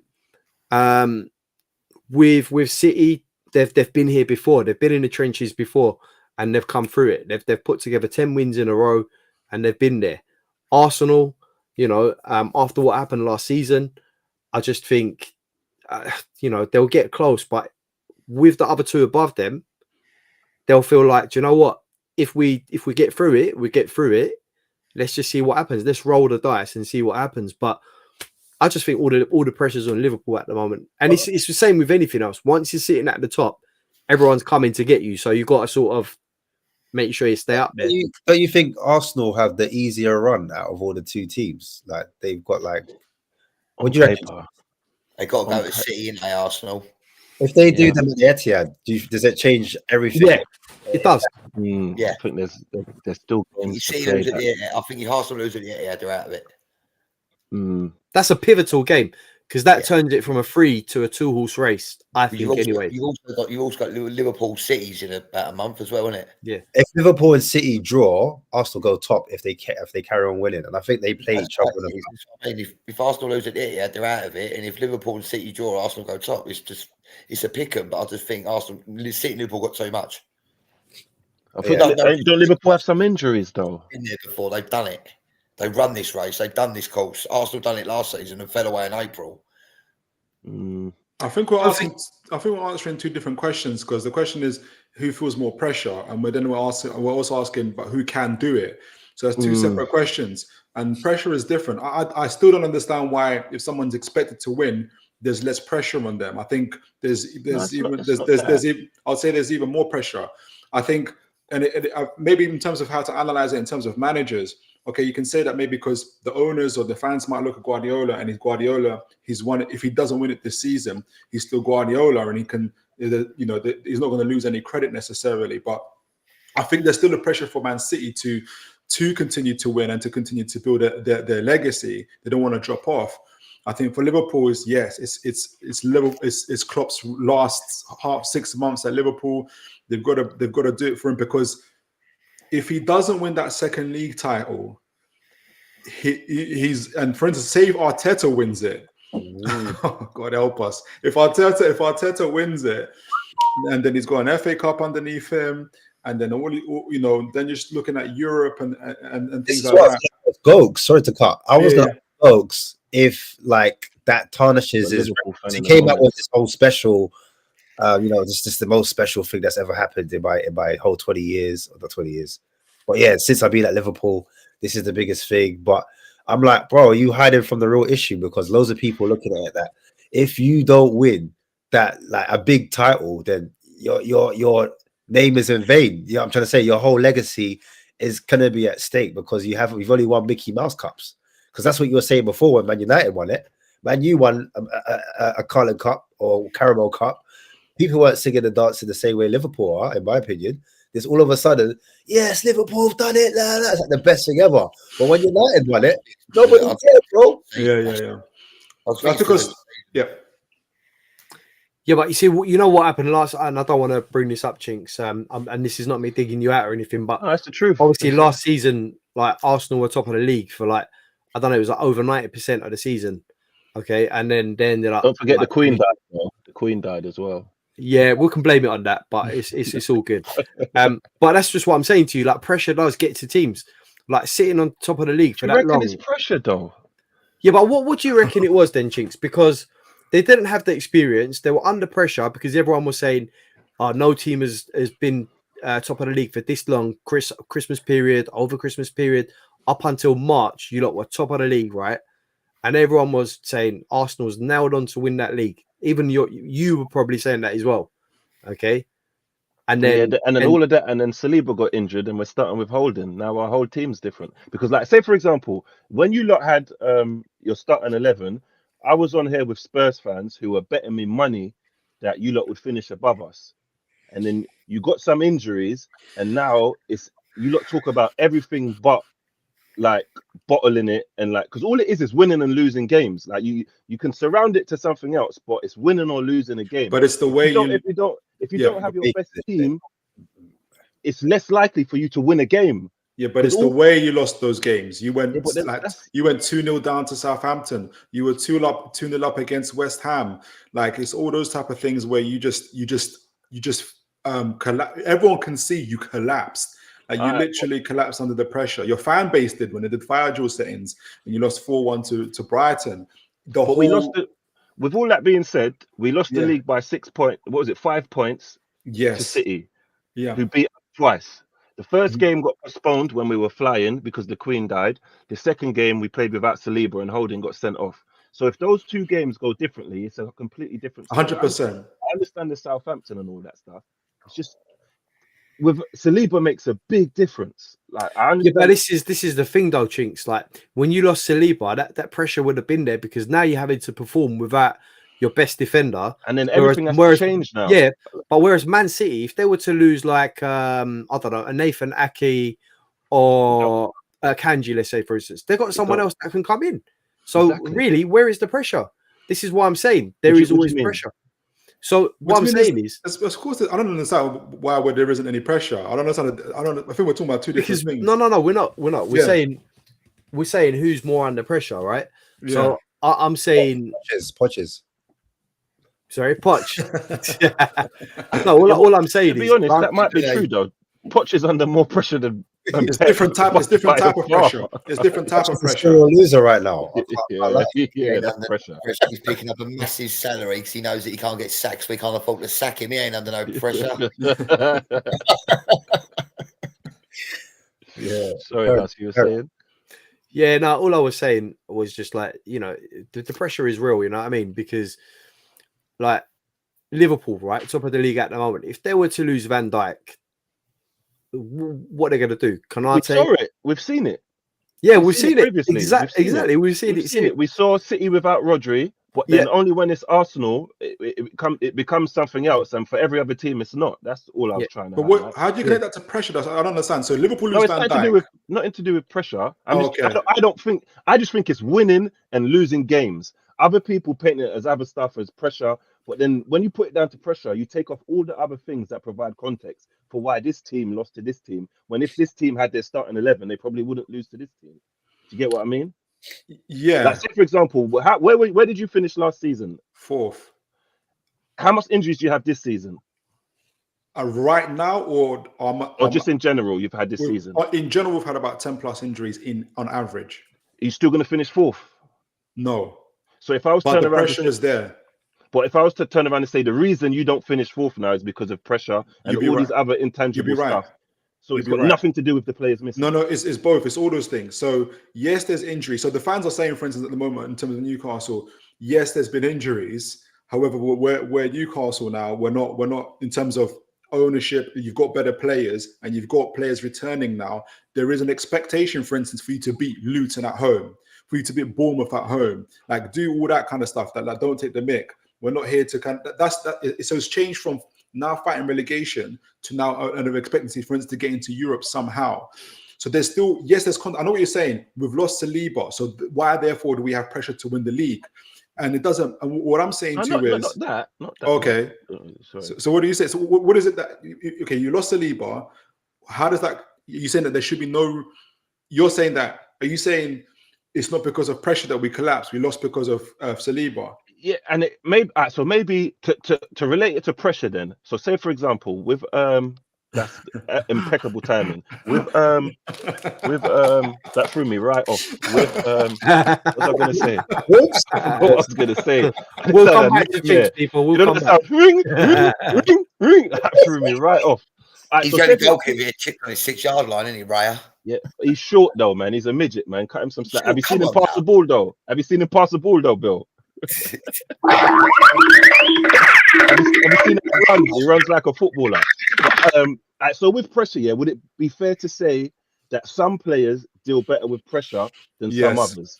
Like Foden does it better than Saka. Yeah. So say for example, then, yeah, if your players that deal with pressure better than your players who don't deal with pressure well, what is that? What is that? So if you had those players that dealt with the pressure better, would you not do better in pressured situations than if you had those players that don't deal with pressure better? Yeah. So you see how even with including pressure, it still relates to players missing. But what you're asking us to do is to be fair, and that's what I'm saying. Pressure isn't fair. You're still gonna get, you're not gonna have fans saying, but they lost Saliba though. Let's give him another year in charge. Let's give Arteta another year in charge. The pressure is to win, and there's not going to be perfect conditions. The sun isn't always going to be shining. The grass isn't always going to be green. Sometimes it's going to be hard pavement and broken glass, and people are expecting you to walk through it. That's pressure. So if Man City were to lose Rodri, De Bruyne, and they didn't win the league, people will still be saying, man, these men are flopping. They might be falling off. They lost Rodri, and then you'd be saying, no, but Rodri and De Bruyne, they're falling off. Like, so there's still that pressure to do it. And that's the whole point about being a team, and a great team in terms of winning the league. There's no perfect scenario or situation. And sometimes it's not fair how you're judged or perceived. That's the whole point about pressure. Yeah. Man, you boys don't know nothing about pressure. I have to go to work on a Monday morning to see that's pressure. Straight up, that's pressure. Yeah, even with, I just think it's players. I just think it's down to the players missing. As much as you want to say other stuff, I just think it's certain players deal with pressure better than others. Okay, certain you're gonna have every mentality. season you're gonna have players missing. If Arteta doesn't win a Premier League in the next 10 years because there's players missing, Saliba's missing, are you gonna say there's no pressure for you to win anything because Saliba's missing, because this player's missing? No, I'm not saying there's no pressure. I know. I'm taking the argument to its logical end. You're saying have some understanding that players are missing. So I don't know. I'm not saying understand. I'm just saying that it's a different kettle of fish for us when we don't win particular games, when we don't have our best. It's for team. everybody. It's not though. It's not. I'm telling you, in the group chat, it's not. You know what I mean? It's not in the group chat. When City didn't have Rodri, it just they swept it under the rug. Like, do you know what I mean? I was about to say that quick one. Man City have lost 4 games this season. How many of them games did Rodri not play in? 3 of them. 3. All of them. He did not play every single game Man City lost this season. He didn't play in them. And then, you know, to back up your point, yeah, Bill, no one turned around and said, these players are bottle jobs. Because they've showed it. Because they've showed it. They're treble winners. They're reigning Premier League champions, reigning European Champions League. What are you talking about, bottle? So because you've won a trophy, you can never bottle. So because you've won a trophy, you can never bottle a game. I'm not just saying that you've won a trophy. You are reigning champions. No, but not 5 years ago champions. So what makes you a reigning champion? You have to win games. You've won the trophy. Which is winning. Which is winning football games. No, you win football games in order to win trophies. So if you don't win football games, you're not going to win a trophy. So at the core of the argument, it's about winning or not winning football games. And every team, when they don't have their best team, they perform different in football games, which determines the result of football games. Yes. Do you get what I mean? Yes, so all we did to not win the league was not win football games. Yes. And when it's us, everybody makes it not about all the other contributing factors and just focuses on that we're bottle jobs and we have no mentality. I don't dispute that. I don't dispute. I'm saying that. So then you're not disagreeing with me then? No, but what the difference with Man City is that people have seen them overcome the odds. They've seen it before. They've seen like what's the usual narrative? Man City starts slow. People start getting in and saying, "Oh, I think they've fallen off. No good, no Gundogan, no this player, no that player." And what happens? And this is what we said at the beginning of the season. Oh, but wait till February. Wait till January. It's because they've shown it year after year. I don't know how many times they've got to keep on showing people like we can overcome things. We can lose a player, we can sell a player, they can go, we don't care, we will continue doing it. So they've proven it. Arsenal, you lose one guy, one employee, and you've said, no, we lost Zini, we lost Jesus after the World Cup party. Nobody cares. Yeah, but then what's the point of us having a conversation? And if everything I say, you're just going to say nobody cares. We don't care. I'm just going to wait for you to finish talking, and I'm just going to say nobody cares then. So proceed. You can all do that. No, but that's what I'm saying to you. That's why it's pressure. That's why it's pressure. Like Jurgen Klopp isn't there thinking, "Oh man, but if Arteta loses Saliba and he can't win it, it's gonna like I feel bad. Or maybe I should put Van Dijk on the bench to even things up." Like, that's what I'm saying to you. I'm not saying, yeah, I wish they did. Yeah. Exactly. Like, so for the Liverpool game, he didn't have Salah, he didn't have Nunez, he didn't have any of those players. If Chelsea won, yes, people would say, "Oh, but Liverpool didn't have those players," but they'll still be saying, "Look, Chelsea won." Liverpool and Klopp could be in his final year at Liverpool and not win anything. But nobody's there going to be sitting there saying, "Oh, but he didn't have Nunez though. He didn't have Salah." Everybody's got that pressure. It's not just Arsenal. It's not the Arsenal world. It's everybody. Like it's just is what it is. Everyone's got their individual pressures. Nobody cares. Nobody cares. One more time. I'm here to tell you right now. Nobody cares. Let me tell you, we don't care.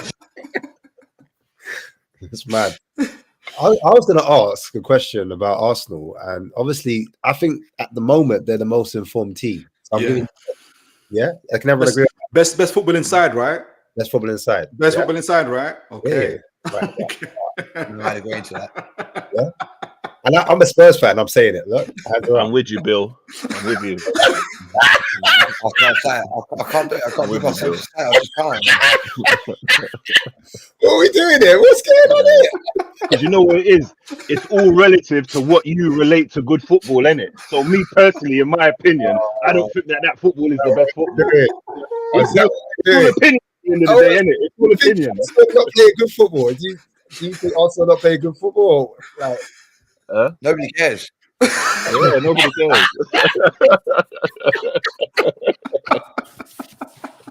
Nobody cares. I'm done. Even though we got all our best players available and play to our premium version of football, nobody cares.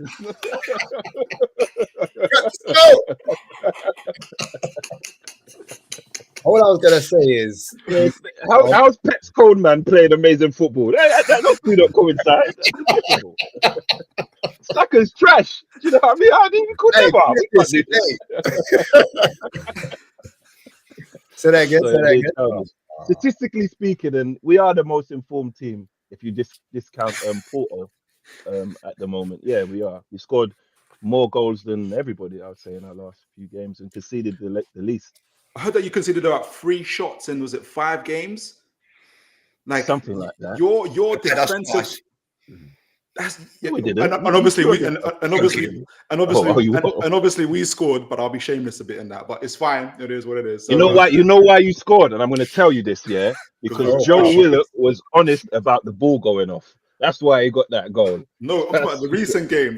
Yeah, exactly. And he said after the game before, he actually said the ball went off. He was even drunk. Though everybody was, no, he was drunk. Do you think this Arsenal goal scoring is sustainable? That's what I was going to ask.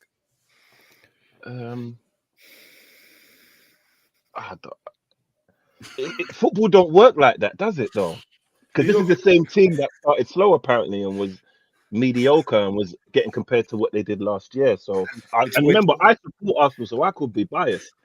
Do you get what I mean? Who did you beat? You beat some. Who did you beat? 6. West Ham. Oh no, sorry, not West You Ham. got 6 past West Ham, 5 past Burnley, 4-1 against us, Newcastle, 3-1 against 4 Liverpool, 3 against and then Liverpool. But then you went away and At Porto. lost 1-0 at Porto. So like you say, football is roundabout. Different competitions, though, isn't it? Like Europe is just different to the Premier League. You know what's going to happen. Your question is sustainable. Are we going to be beating every teams by minimum 3 goals every week to the end of the season? I don't think so. So I don't think it's, in my honesty, it's sustainable. It's possible. You know what I mean? It's possible that I could go outside and meet Megan Thee Stallion because we're both alive. Do you know what I mean? But is it likely? Yeah, no, it's true. It's true. I mean, like, credit. I think, like, in terms of what you lot are doing defensively, I think that is sustainable because you have not been conceding goals since the start of the season, and you're still doing that. So, I was just trying to see from an Arsenal point of view, does that give you like more confidence in actually progressing in the league? Because obviously, you stunk it out against City, you got the job done. So, I'm thinking with the easiest run, do you think you could possibly go on further than last season? Do you know what I mean? For some bizarre reason, I still think we're going to win the league. But then I thought we were going to win the league last year. Hey, let's remember, he was shameless. He was like, Arsenal are going to win the league. But like lately, you've been kind of like covert with it. I'm not going to lie to you. Last time I was here, I still said we won the league. It weren't as confident. I say that firstly, it weren't as confident. But then I'm an Arsenal fan, do you know what I mean? So I can admit I could be deluded and biased. You know what, Chinks? No one cares, bro. yeah. It's the theme of the show, boy. Yeah, like, you know what it is? Based on last season, when we were flying and we were scoring all these goals, and then everybody found us out and we had no plan B. That what worried me. And then the way we started this season, we were working on that defensive vulnerability, and we were, as you said, stinking out teams. You weren't as good going forward. So I think after that trip to Dubai, he's kind of let us off the leash now because he can trust us more defensively. And sorry, go on. No, I was going to say, do you think you'll do another trip to Dubai then? I don't. Because there's no international break coming up, and I think there's a period where you got no games as well for like a few days. You think that might help? I hope it does. Don't you want to give Arteta more credit? Because I love Arteta. What do you mean? No, like let me just. So I'm going to post him on Father's Day. That's what I'm going to do. So you were saying that he's going to let them off the leash. He wanted to. You're saying that he wanted to trust them more defensively before he left them off the leash. What I wanted to say was, I think many great teams, whether it's in terms of the Premier League, whether it's Chelsea, Man United, or whatever, they start on a standard basis, pace themselves a lot more at the beginning of the season purposely, and then take off the handbrake towards the end. I think I'm beginning to believe that's what Arteta purposely did, and now you've got the energy that's been reserved, and you're doing what you're doing. So, yeah, I rate Arteta highly. I think the proof's in the pudding. That is actually what he did do. But I just wish everybody had this mentality earlier in the season when I was getting slandered. You know what I mean? Nobody cares. No, it's part of last season. Like, you know what I mean?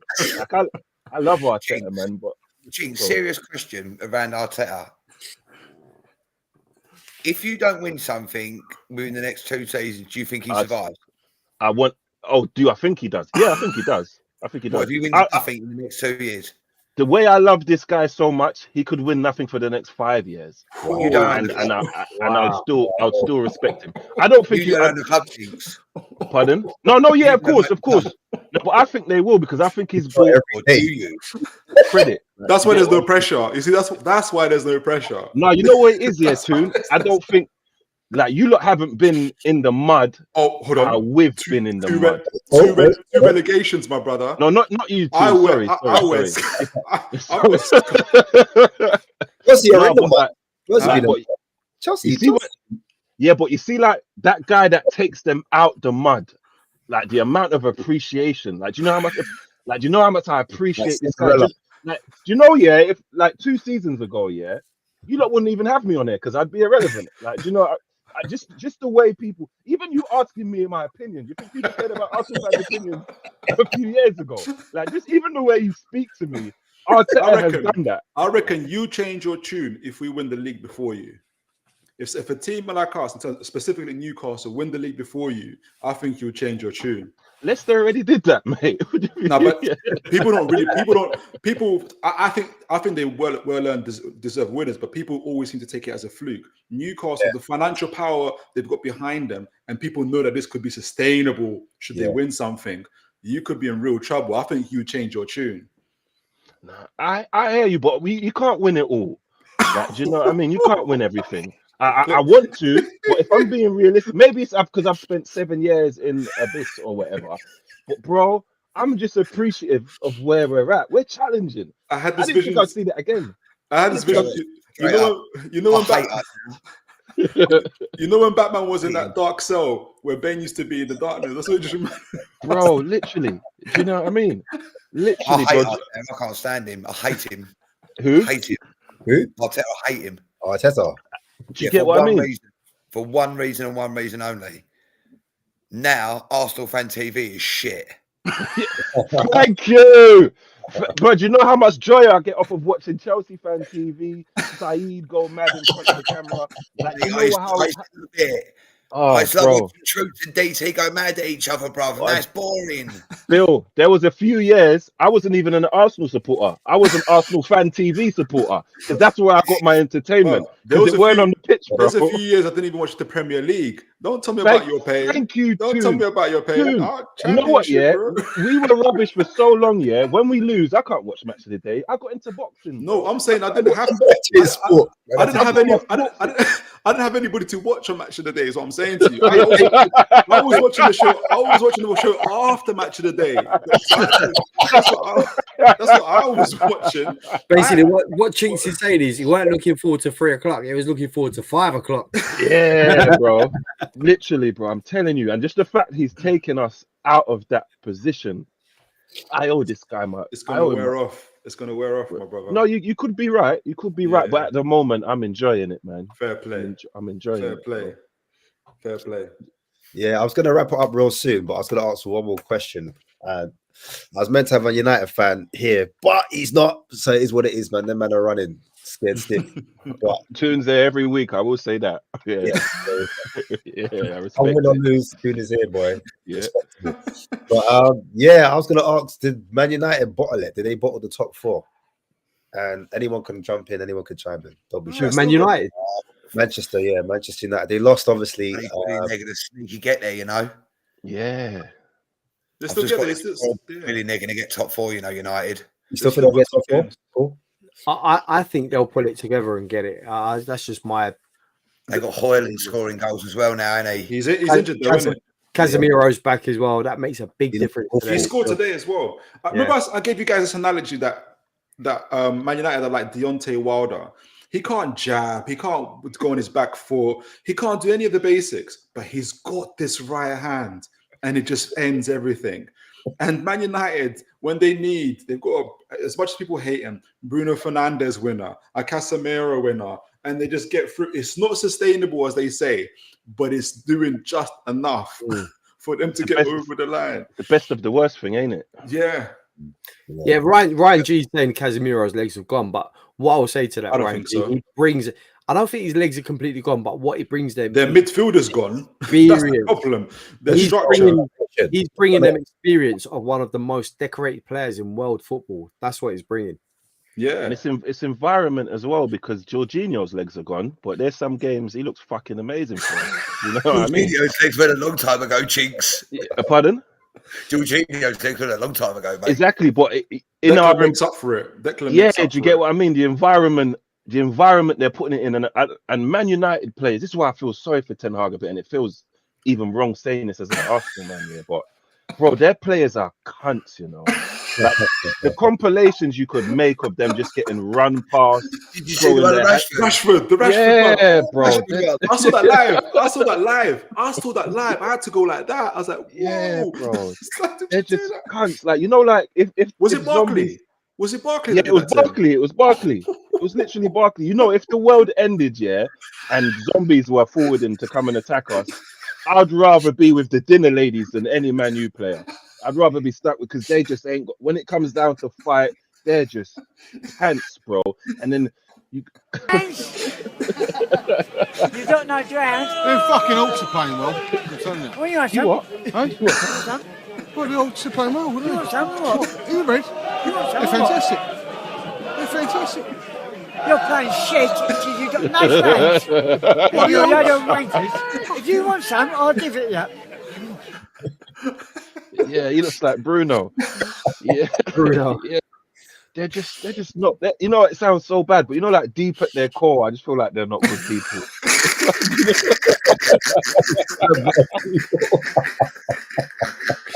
Bro, Like, for when Rashford went to that club and he said, "Oh no, I'm not going to the trip." Are you taking pictures with young Spray? Are you taking the mic? Are you taking the mic? You got a game tomorrow. You got a game tomorrow. You're coming. Yeah, they're just not good. How could you watch your fellow teammates just get pummeled and run past like this, man? Well, it's so disrespectful. I couldn't believe it. Rashford was just not Yeah. pressing nothing. He literally let man run past him. I said, no way. And they know, because people what they're doing, they look at him and go, "Yeah, fuck off, Baldy. I can't do what you say, mate." Like, yeah, all right, whatever. I mean, It's Yeah, depressing, bro. but I think they will. I think they'll sneaky get top 4. I do think they will. Yeah, this is why I'm like, I'm not sure. It's so inconsistent. It's so Yeah. It should be in terms of possibly Aston Villa or Tottenham, the guys that have been a little bit more consistent and played a better football and just got a better vibe around them. You know, it's true. It would have been good because I know that Ten Hag is getting a lot of heat, like tactics and this and that. But I'm thinking when your player gets the way Barkley went past him was insane. It was insane. You can't blame that on Eric. There's no tactics. There's no tactics in the world. No, there's none. And you know what the worst thing is? That goal against Fulham. Did you see where Harry Maguire was? Huh? What is going on here? I'm not even a Man United fan, but my head was hot. Bro, I'm telling you. And you know what the worst thing is? He can't even say nothing. If he goes out in a press conference and says anything about them, they'll hang him because you know the dressing room don't like him. They'll leak stuff to the papers. Sancho will tell him suck his mum. They don't like. He's in such a bad position. I feel sorry for the guy. The thing is, I didn't get it because they were moaning about he let Sancho out to dry when he let Sancho go on a 3-month holidays to the Himalayas, to chill and smoke pipes, whatever he was doing, no one said anything. He wouldn't say anything. And people were like, when he does the press conferences, why is this player not playing? Just say, tactics. Why can't he tell the truth? He tells them the truth. The one time he tells them the truth. And they're like, I can't believe he let him out like that. Toxic Ten Hag. He's racist. He's racist. Bro. I'm like, he had to get a picture next to Malacia. I don't know, like just to calm things down. He's doing PR, dude. He's doing PR. You know when Yoms described it like a survivor mode, and I compared it to like Indiana Jones, like Ten Hag is surviving. People are asking, and on top of that, they're asking him for a style of play. When Rashford is getting run past like that, what style of play do you want Ten Hag to have? He's afraid to put his. I know I was cussing before, like about he hasn't got a style of play. You've gone to the fishmonger and you're getting a cake from him. He said he's not going to do a style of play.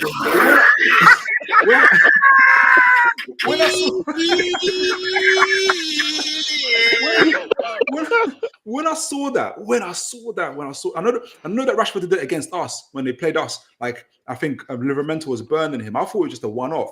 But when I saw that against Barkley, I said, okay, I understand. Against Barkley as well. I took all responsibility from Ten Hag after that. I said, I get it. I understand. You have no choice, brother. And then the thing is, I know when Rashford went to the club, I know that Ten Hag wanted to give him a 3-match ban. But if he does that, they say, he's not letting him relax. Look at that toxic Ten Hag. I'm like, bro, this is insane. It's almost like it's the fall guy, isn't it? I mean, whatever they do, it's the fall guy. I feel so sorry for him, man. Do you think, guys? Do you think this will happen to any manager that goes to United? Though, is there this culture where no, the new structure they're gonna sweep people out? Right. Okay. So we reckon that. So if they're going to change the structure, then I'm assuming they're going to keep Ten Hag then. Possibly, but we don't know. I think they're saying that a lot of fans are saying if you're really going to have a fresh start, even if it's not necessarily his fault, if you're really going to have a fresh start, you need to move everybody out. And if you have Ten Hag there, despite whatever's happened, you're going to still have that lingering feeling, whether it's his fault or not. I'll ride So, outside, lads. I've got to shoot, yeah. Yeah. Big up though, man. Appreciate you lot, man. You lot take it easy. man. He's about to phase out. Big show, man. Love. Thank you confirming that Arsenal are going to win the league. It's good to hear that, bro. Yeah, man. Defo. There's football inside Quote in the league. me. Quote Nobody me. cares. Love. In a bit, man. Love. Yeah, so that's their thing, and I don't know whether that's a good idea or not, but I won't be surprised if he goes to another team and does really well. Yeah, I agree, man. I think, Ten Hag for me, just it's smelly. Players smelly, just stinky, and that's what I got to say, and that's the reason why I'm like, I do get it. Like everyone's got that fear. Man's got that fear factor. They've got the history, but I'm going off what they are now, what they look like now, what's in their camp, what's in their team, how they're performing, and all they have for me is the front three or so. Do you know what I mean? Well, in the front three, but Højlund, Mameno to be fair as well. But apart from that, I just. But they even their fans will say that Man United is a place at the moment, our player where good players go to die. So it's good that the thing is that they've got the structure now, but had it continue for another year, you won't hear from Mano again.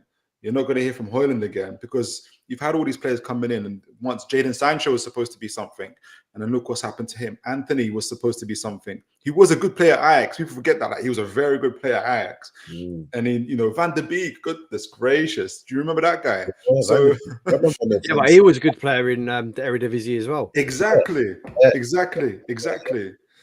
And now they're saying that Casemiro's legs have gone. Maybe your midfielder, maybe it's your midfield. Like maybe you haven't got anybody there. So yeah, but you say Casemiro's legs are gone, or not you, but people are saying, look at what Modric is. Look at the numbers that Modric is turning out at Real Madrid, and look at how old he is. You know what I mean? So exactly. Sometimes it's not about how old you are. It's about have you got the quality. So I still think Casemiro is a great player. I think he's a great player. So much experience. Casado's legs definitely haven't gone. He's a young man, but week after week, Chelsea's midfield gets run through. So I think there's a structure in their team that's lost. It's the same thing from Man United. Obviously, we're talking about Man United and the culture that's there. I think Ratcliffe's going to put in Ratcliffe though. He's had his say about Dan Ashworth and all the other stuff and everything else on top of that. He's I think Man United fans are in for a ride with this guy. I have a feeling that, I think he's going to give them partly what they want, but he's going to be his way or the highway. And there's not because I think it was last week I mentioned it about the whole the kids. What's his name? Greenwood. He wants to look at Greenwood. That means he's coming back. Whenever they say, "Oh, we're looking at something," he's coming back. So that just shows us the type of character this man is. Do you know what I'm trying to say? He's probably like, I don't know. They want. Is it true that they want the taxpayer to pay for their new stadium? Is that true? Is that actually true? Because I only read headlines and I haven't read the full I haven't read the article either, but that's what I heard as well. So I haven't really looked into it, but I'd be interested to know if that's got any truth to it. But he was saying to us, why would you let Dan Ashworth, just such a talent, just rot away in the garden and leave like that?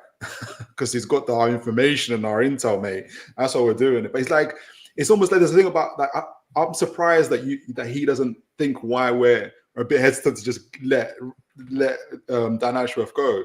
I made the point of if Real Madrid come in for Kobe Mainoo, I expect Mr. Ratcliffe to get the deal done within a week to make it easy for Real Madrid. I hope if that's the case. So I think Man United fans are in for a ride with him. I really do. There's something. He's not necessarily a successful owner. I don't know where Nice are at the moment, how well they're doing. For real, yeah, you're right. But on that note, man, we're gonna wrap it up, man. I want to big up everyone in the comments for being a part of the show. Big up the chat. 100%. You've got made the show, man. It's been a pleasure. Light-hearted show tonight. Very funny, jokes galore. But yeah, guys, I want to big up you guys as well. The panel for me, Hass, for helping me out. I was suffering in silence, but I managed to hang on in the end. It's meant to have someone come in. Love, man. Love. They came out. They didn't turn up. It's all right. It happens. But yeah, big up for Toon Tactics, man. You're the only survivor, man. The only survivor to make it through to the end. Big up to, obviously, Chinks Phase that was in there earlier. Big up to Gokes. Gokes doing his thing as well. Yeah. Well, Toon, I'm going to have to make a suggestion to you. You might want to change the Toon statistics rather than Toon Tactics. Oh, wow. Oh, the late shots. You was thinking about that for a long time. I was like, go on, let it out. Bro, I've been up since 5 a.m, bro. I forget things real quick. Yeah? I don't care. We don't care. We don't care. Yeah, we don't care. We don't care. Yeah, but yeah, big up Toon Tactics TV. And as Thank you, John. it's gonna be like a little, fight off at the end. But yeah, big up also Bill. We call him Billy. Big up Bill. Big up Bill. That's not his real name, by the way, guys. But yeah, we call him Bill. I guess that. No. He's Bill from now on. That's it. Is that his name from now on? Yeah. It's Alfonso. I don't know. Yeah, but I'm gonna end on this note. Actually, let me just get a few more comments up as well. Let's let them have their say as well. Is anyone else I'm missing? Everyone else on the panel was that was it. That was the last person. But I'm gonna end on this note. This one's for Billy boy. What do you get if you cross a football team with a flower seller? What do you get if you cross a football team with a flower seller? Nottingham Florist. Oh my god, that was so bad. Hey Billy, come explain. Come get your boy, Billy. Hey, come get your boy. But yeah, man, big yourselves up every time. And yeah, we'll see you next week for another edition of Rivals. Yes, big up, love every time. Peace.